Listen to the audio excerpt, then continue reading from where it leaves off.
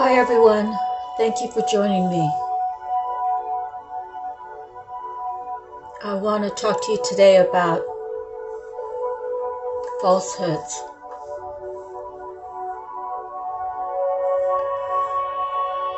People go through life and maybe at one time they were very spiritual on the right side. And for whatever happened, they lost faith. They lost their belief in the God that they once knew.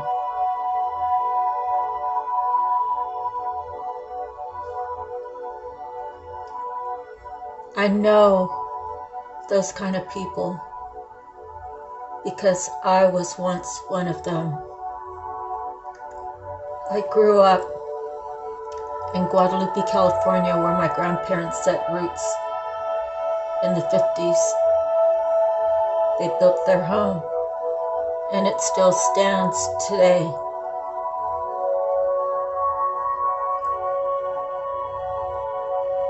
Through traumatic happenings in a person's life, it could trigger you to stop believing.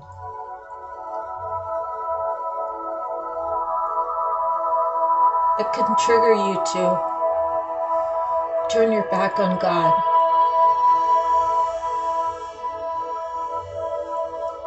People go through trials and tribulations. They go through heartache.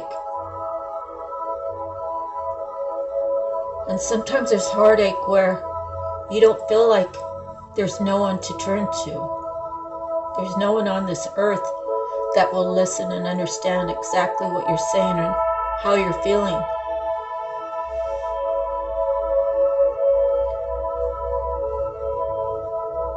I was blessed to have been born into a spiritually strong family. That was my mom's parents. I spent my first 11 years of my life in Guadalupe, where I was near my grandmother.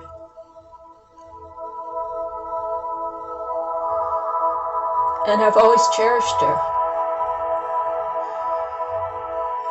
The things that I had to go through in my life, not having stability, but just trying to make it through.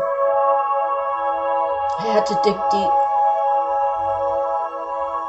And I had to still make my dreams come true. Looking back, I see that God's always been with me. I see that when I've asked Him for things, they actually happened. The thing is we have to be careful what we ask God for. Because if we don't have the wisdom to ask the right questions, the discernment, to seek within ourselves what exactly it is that we want in life, He'll give us what we want. But is it truly what we want from our heart?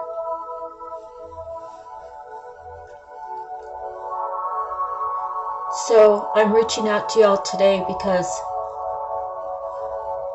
I want people to know, people who are following me.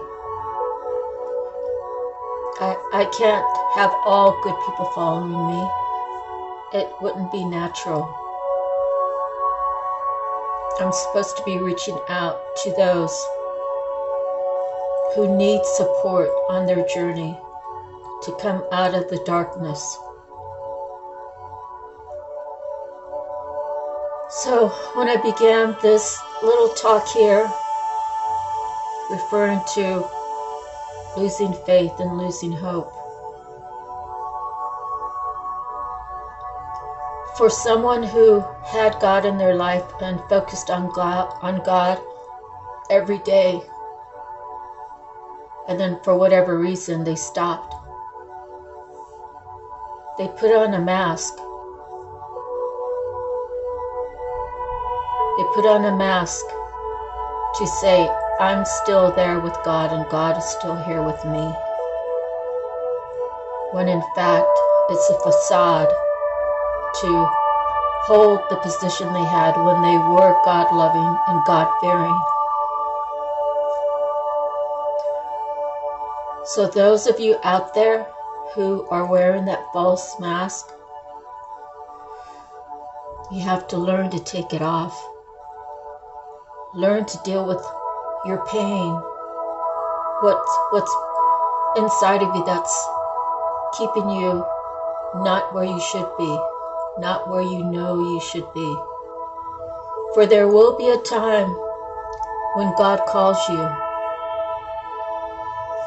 and know that God already knows your heart. He already knows what you're going to say. He already knows what judgment He will place upon you. You cannot pretend to be God-loving and God-fearing and then think that when God calls you, He will let you be in heaven. Falsehoods can fool a lot of people. We have businesses here that portray to be good community people. But when there's a homeless that comes around,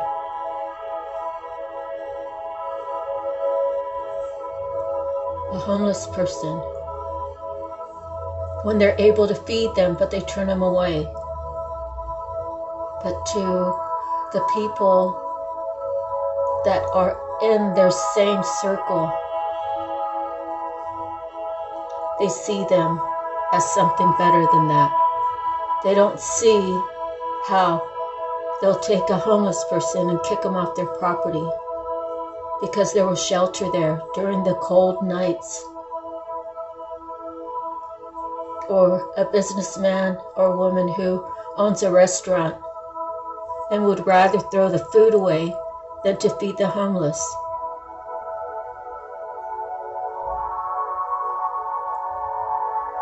My grandfather, who was an Army veteran of World War I and World War II, he was a businessman in this town.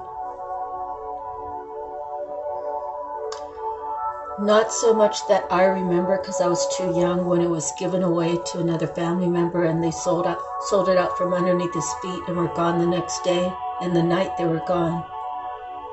The next day the business was no more. There was no notification to my grandparents that this would transpire.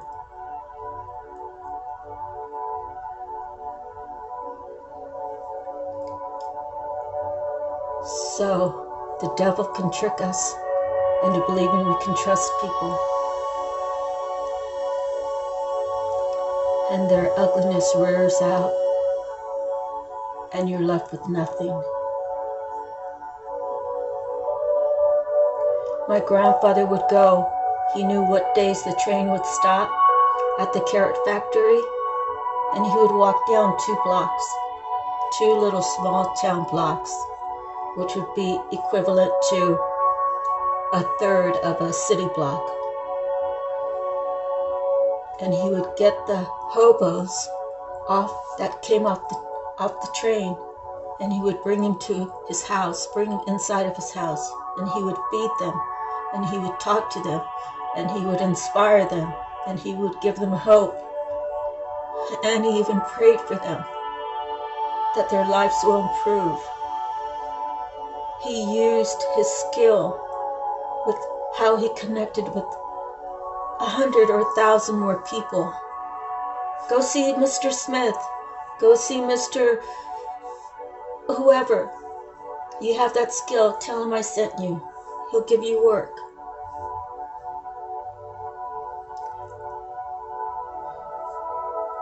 My grandparents were the truest, most loving, most giving people that I am blessed, so blessed to call them my grandparents.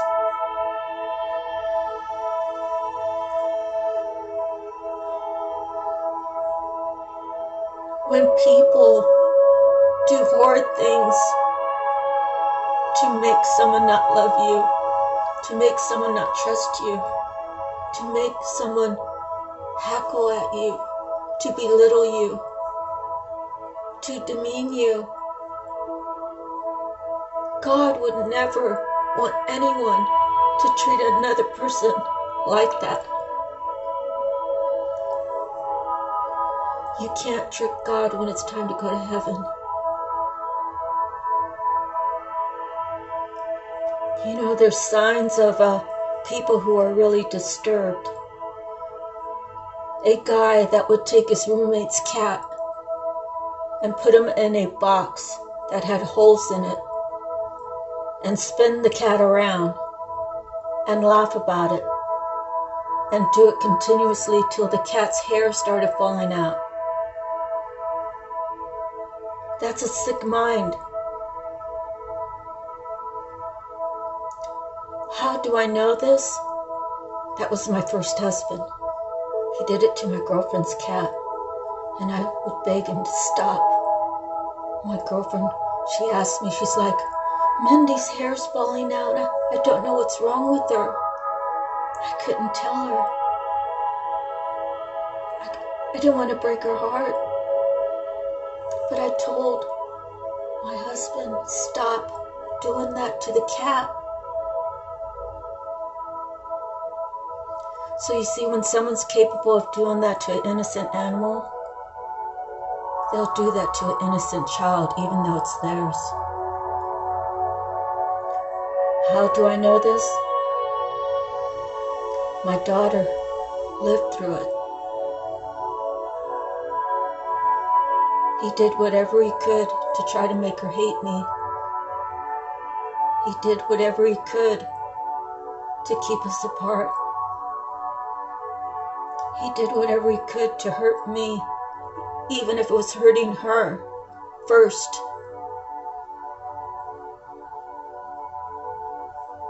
He had control over her. The court saw to it. That's when I lost my faith. That's when I lost my faith in the community, in the judicial system, in God. But God never turned his back on me, because he's been here for me every day of my life. And I will fight for him till the day I die. People wonder, how can she keep going? All of these things that we're doing to her, how can she keep going? I can tell you how I keep going. Through the power of God.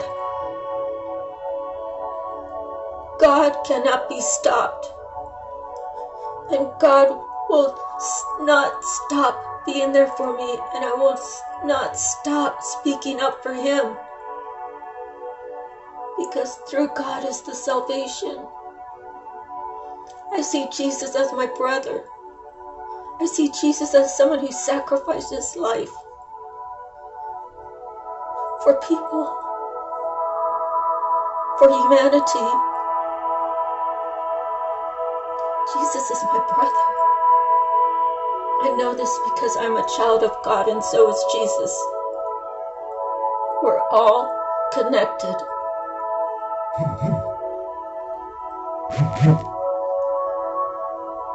So, just say a prayer for those with the mask on. Say a prayer that they will stop their evil intents on others. They will be knocked down to their knees, and they'll have to pray to God to stand up again. I love my family, but if it takes them being knocked to their knees, those out there that aren't really God-loving and God-fearing, I say, God, have your way with them.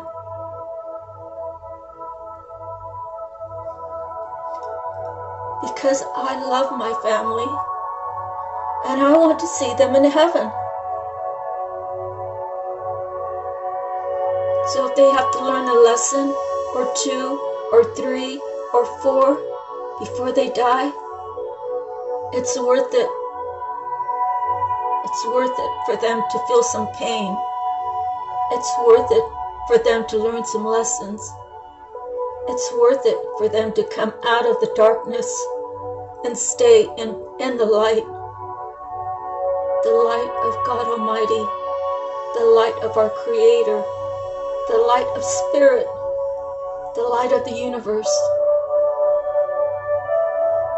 the light of Source. God is love and love is God. There's only one God. And He does have several names.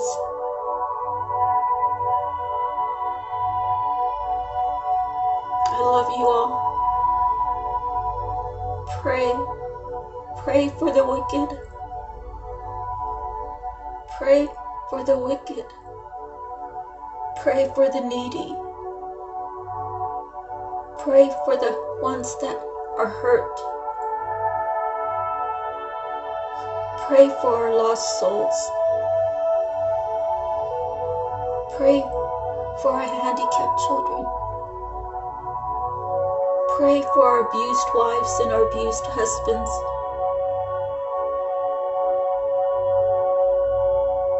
Pray for a better tomorrow and see it in your vision. Breathe life into your life. Thank you so much. I love you all. See you next time.